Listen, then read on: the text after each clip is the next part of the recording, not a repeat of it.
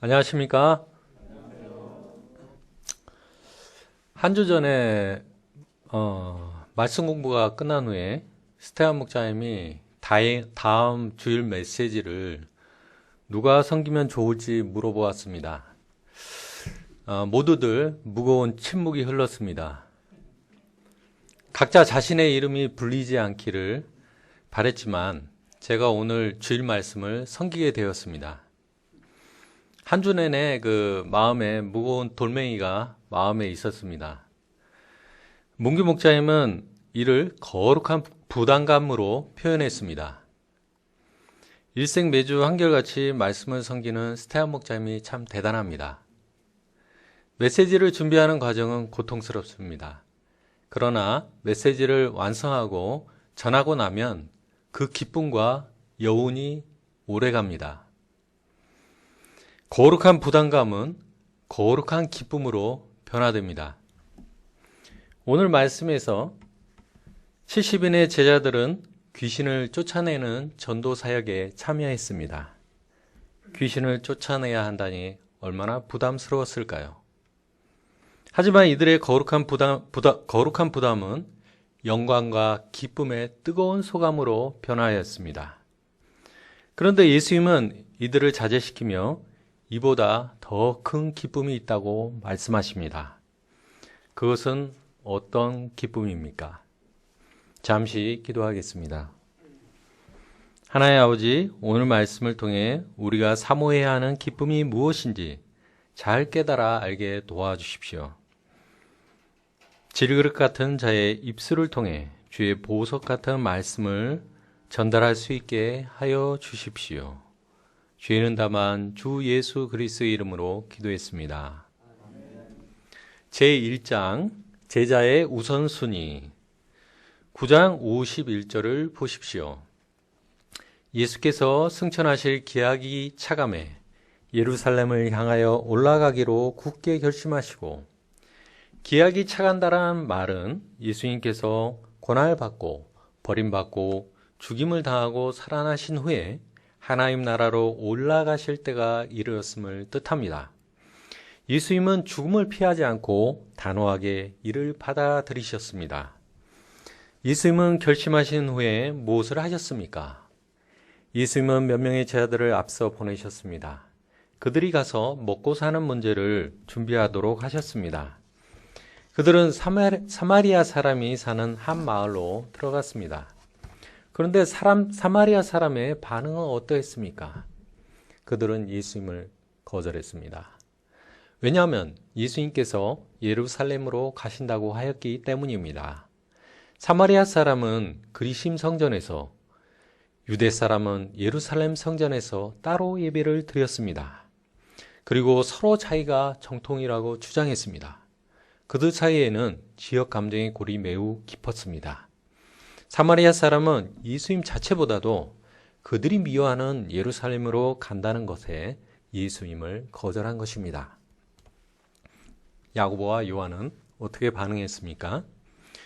주여, 우리가 불을 명하여 하늘로부터 내려 저들을 멸하라 하시기를 원하십니까? 아하시야 왕 때 하늘에서 불이 내려와 엘리야를 모욕하던 사람들을 살라버렸습니다. 그들은 이 사건을 기억했습니다. 하지만 예수님은 그들을 꾸짖습니다. 그리고 함께 다른 마을로 가십니다. 예수님은 폭력이 아닌 평화의 길을 택하셨습니다. 예수님은 사람을 멸하러 오지 않고 구원하러 오셨습니다. 따라서 그 어떤 사람도 다 품습니다. 그때 누가 와서 무엇을 합니까? 뭐라 말합니까? 어디로 가시든지 따르겠습니다. 그는 예수님의 제자로 살려고 합니다. 예수님의 대답은 무엇입니까? 58절을 읽어봅시다. 시작.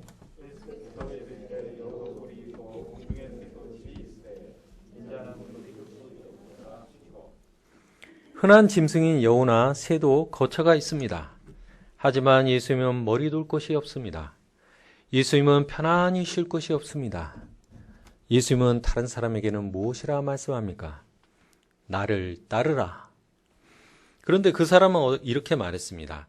나로 먼저 가서 아버지를 장사하도록 허락해 주십시오. 장례는 아들의 신성한 의무입니다. 그런데 만일 그의 아버지가 이미 죽었다면 그는 집에서 장례를 하고 있어야 했습니다.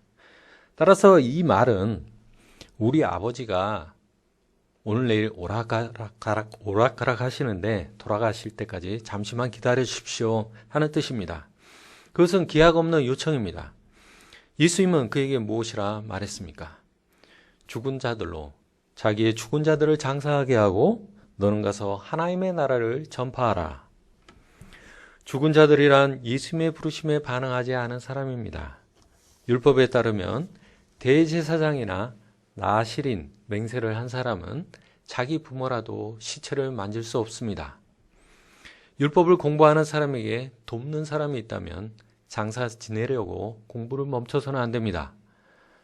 예수님은 당시 일반적인 개념을 제자의 삶에 적용한 것입니다. 장례는 장례하는 사람이 하고 하나님의 나라를 전파하는 일은 그 제자가 해야 한다는 뜻입니다. 그때 또 한 사람이 와서 말했습니다. 내가 주님을 따르겠지만 먼저 가족을 작별하게 허락하여 주십시오. 예수님은 그에게 무엇이라 말씀합니까? 62절을 읽어봅시다. 시작.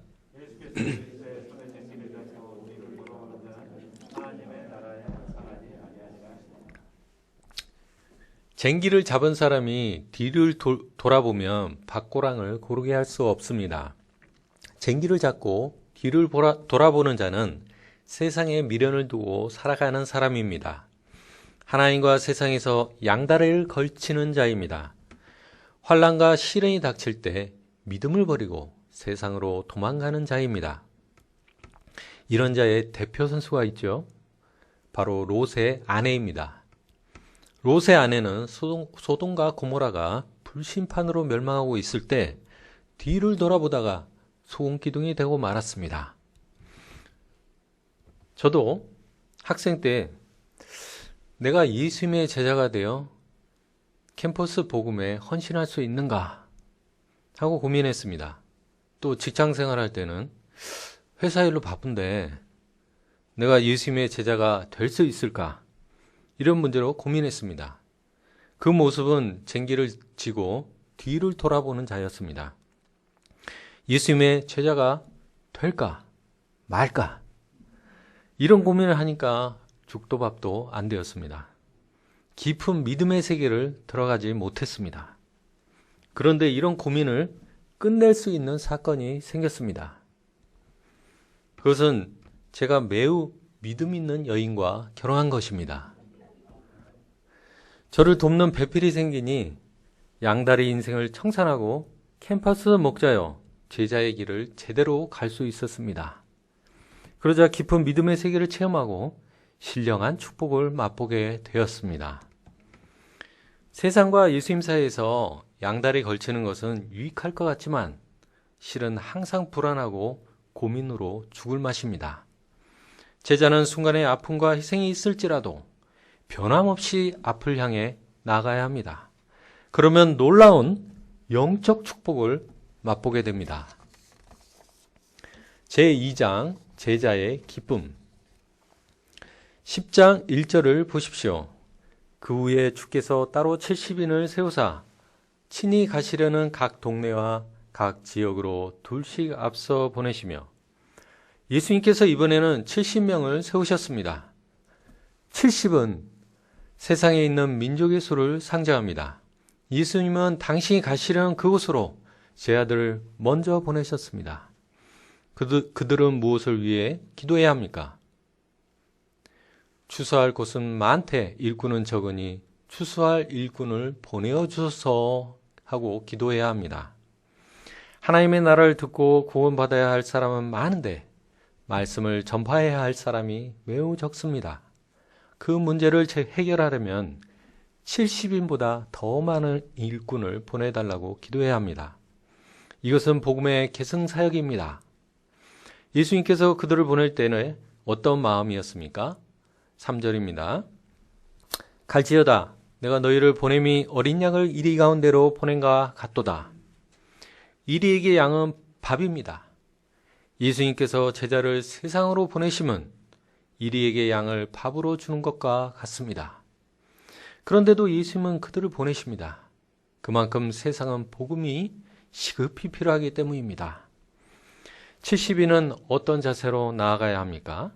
그들은 지갑이나 배낭이나 신발을 가지지 말아야 합니다. 길에서 아무에게도 인사하지 말아야 합니다. 그들은 여행을 준비하는 일에 시간을 허비하지 말고 하나님을 의지해야 합니다. 그들은 세월을 아껴 복음을 전파해야 합니다. 시간은 짧고 할 일은 많기 때문입니다. 그런데 여기서 한 가지 중요한 문제가 있습니다. 70인은 어떻게 먹고 지낼 수 있습니까? 그들은 평화의 메시지를 영접하는 그 사람의 집에서 먹고 지낼 수 있습니다. 일꾼이 그 삭슬 받는 일은 마땅하기 때문입니다. 또한 일꾼은 이 집에서 저 집으로 옮기지 말아야 합니다. 처음 머물렀던 집이 불편할 수 있습니다. 다른 집에서 맛있는 음식과 편안한 잠자리로 초청할 수 있습니다. 하지만 한 곳에 뿌리를 내려야 합니다. 추수할 일꾼을 보내달라는 기도는 현재 우리에게도 해당합니다. 아니, 일꾼은 어느 시대, 어느 장소에서도 항상 부족했습니다. 세상은 부족함이 없이 잘 먹고 잘 사는 것처럼 보이지만 복음을 간절히 원하고 있습니다. 저의 동역자는 판교의 한 정신과 의원에서 일했습니다. 판교는 첨단 IT의 상징이고 젊고 능력 있는 젊은이들이 코리안 드림을 이루는 곳입니다.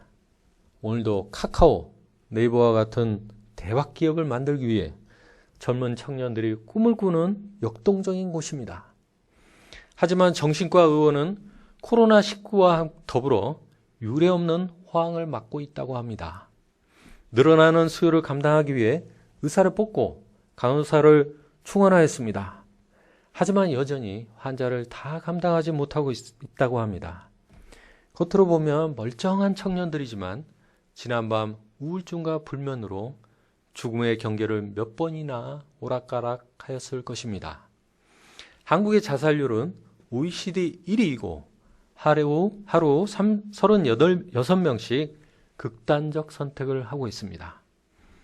우리도 꿈 많은 대학교 신입생 때 인생의 덧없음과 무의미로 얼마나 우울한 삶을 보냈는지 잘 알고 있습니다. 저는 캠퍼스를 볼 때 안타까운 마음이 듭니다. 중고 신입생이란 말을 들어보셨나요? 20학년도부터 22년까지 신입생들은 학교에 입학했지만 제대로 낭만을 누리지도 못하고 3학년이 되었습니다. 이들은 3학년일까요? 신입생일까요?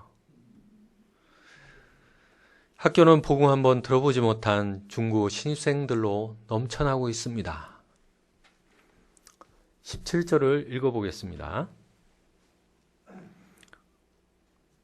시작. 70인이 기뻐하며 돌아와 이르되 70인은 기쁨에 넘쳐 돌아왔습니다. 예수님처럼 복음을 전하고 귀신을 쫓아내고 병자를 고치는 일을 할 때 얼마나 조마조마하고 부담스러웠을까요? 과연 내가 자격이 있을까? 내가 잘 할 수 있을까? 고민하지 않았을까요? 근데 신기하게 통했습니다. 예수님의 이름을 대니 귀신이 쫓겨났습니다. 와우! unbelievable! 사람들이 복음을 듣고 기뻐하였습니다. 귀신 앞에 초라했던 자신들이 예수님의 이름으로 귀신을 쫓아낼 때 얼마나 신이 났을까요? 예수님의 이름 권세를 직접 눈으로 보고 체험했습니다. 거룩한 부담감은 거룩한 기쁨으로 충만하였습니다. 예수님은 무엇을 말씀하십니까? 이르시되 사단이 하늘로부터 번개같이 떨어지는 것을 보았노라. 그러나 그들은 무엇을 기뻐해야 합니까? 20절을 읽읍시다. 시작. 그러나 귀신들이 너희에게 항복하는 것으로 기뻐하지 말고 너희 이름이 하늘에 기록된 것으로 기뻐하라 하시니라. 이들은 지금 사단의 세력을 꺾은 것에 취해 있습니다. 전도 사역의 무용담을 나눌 때 은혜가 넘치고 신이 났습니다. 하지만 예수님은 흥분한 이들을 가라앉히십니다. 어? 너희 이름이 하늘에 기록된 것으로 기뻐하라. 이들의 기쁨이 눈에 보이는 성과에만 집착한다면 그 기쁨은 곧 한계에 부딪히고 말 것입니다. 귀신을 쫓아내지 못하거나 사람들로부터 거절을 당하면 이들의 기쁨은 곧 우울감으로 바뀔 것입니다. 계속해서 예수님을 믿고 따라야 하는지 헷갈릴 것입니다. 이를 성과 지향적인 삶이라고 말합니다. 하지만 이들이 진정으로 기뻐할 것은 자신의 이름이 하늘에 기록된 사실입니다. 이들은 하나님 왕국의 심이 된 것으로 기뻐해야 합니다. 이 사실은 눈에 보이는 성과가 아닙니다. 마음의 눈으로 보아야 하는 성과입니다.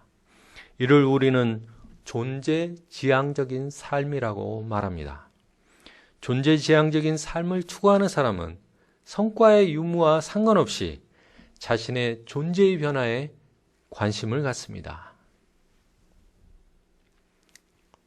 하지만 우리는 삶의 현장에서 항상 이 두 가지 사이에서 끊임없이 갈등합니다.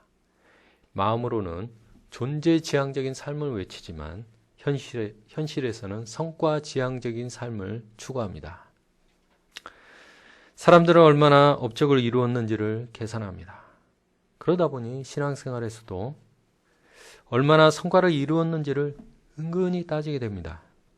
믿음으로 살기 때문에 양도 잘 섬기고 자녀들도 공부를 잘하고 직장에서도 승진하고 돈도 잘 벌어야 한다고 생각합니다.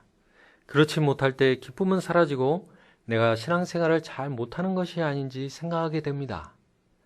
예수님을 믿고 잘 먹고 잘 사면 보기도 좋고 할 말도 있습니다. 하지만 어떻게 항상 좋은 일만 있을 수 있겠습니까? 복음을 열심히 전도했지만 양을 한 사람도 얻지 못할 수 있습니다. 예수님을 열심히 믿지만 자녀들은 예수님 믿는 것에 무관심할 수 있습니다. 승진에서는 떨어지고 돈벌이가 시원치 않을 수 있습니다. 열심히 기도하고 시험지를 받았는데 내가 전혀 예상치 못한 곳에서 시험 문제가 출제될 수도 있습니다. 그러면 마음이 힘들어집니다. 저도 학생 때 열심히 양을 얻기 위해 애를 썼던 때가 생각이 납니다.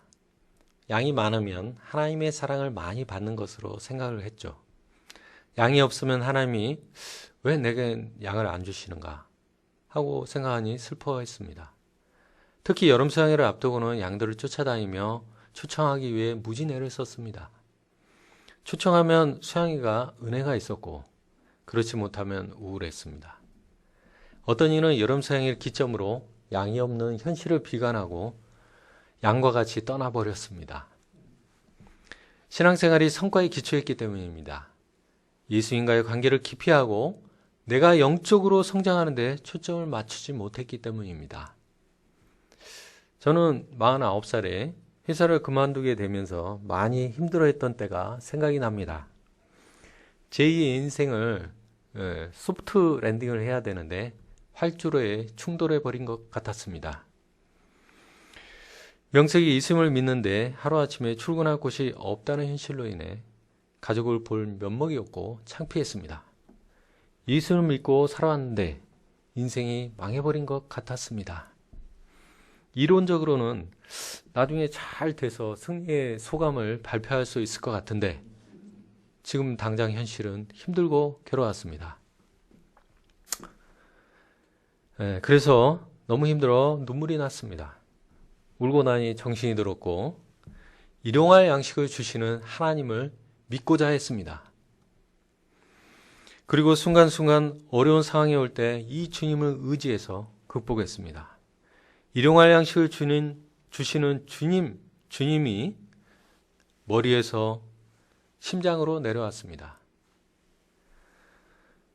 때문에 제가 다른 믿음은 잘 없지만 일용할 양식에 대한 믿음은 매우 강합니다. 어려움을 겪고 나니 저의 존재가 변화되었습니다. 한 단계 믿음이 업그레이드 되었습니다. 우리는 내가 뭔가를 이룬 것보다도 믿음에 성숙해진 것으로, 내 존재가 변화된 것으로, 하나님의 아들, 딸들이 된 것으로 기뻐해야 합니다. 이것이 참 기쁨이요 영원한 기쁨이기 때문입니다. 예수님은 또 무엇을 말씀하셨습니까?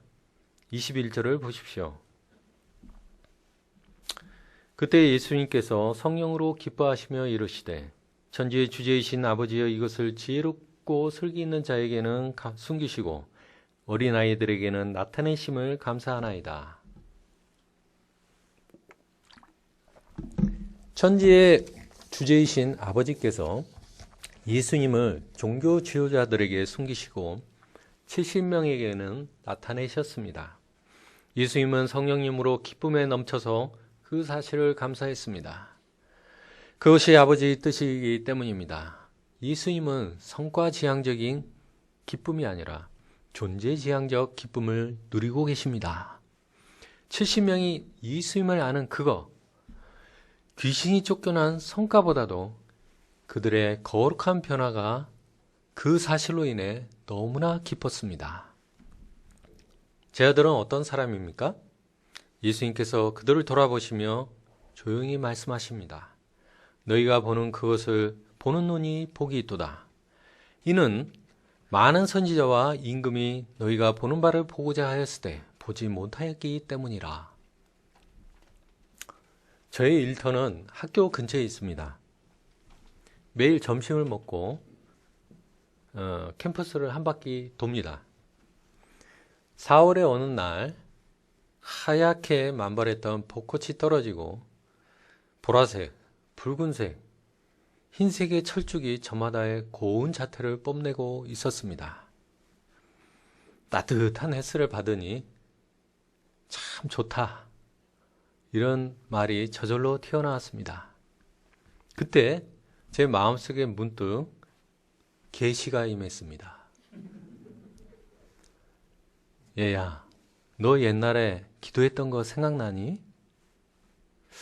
문득 한 기도가 생각이 났습니다. 여기 학교의 교직원은 참 좋겠다.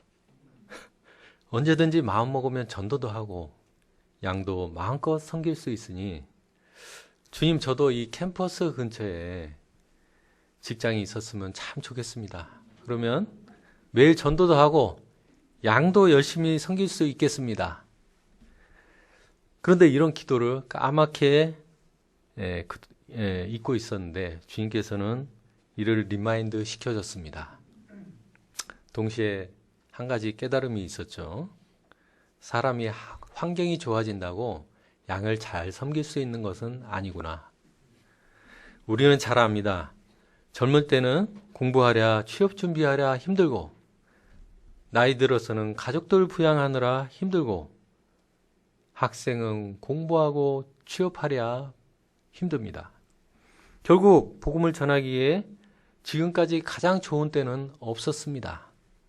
이 말은 반대로 바로 지금 이 순간이 복음을 전하기에 가장 베스트한 때임을 역설적으로 증명합니다.